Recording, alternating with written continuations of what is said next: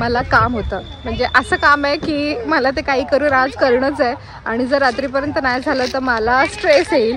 पण तरी पण वहिनी बोलली का आज दोन्ही पोरं लवकर उठली तर आपण त्यांना गार्डनला घेऊन जाऊया, म्हणून आम्ही दोन्ही पोरांना गार्डनला घेऊन आलो आहे.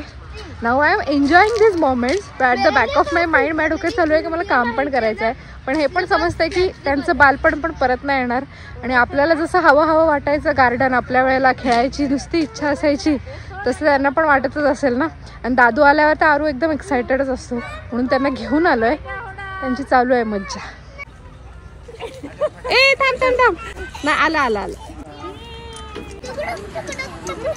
पांढऱ्या चाफ्याची फुलं आहेत ही, पण केवढ्या लांब पाकळ्या आहेत.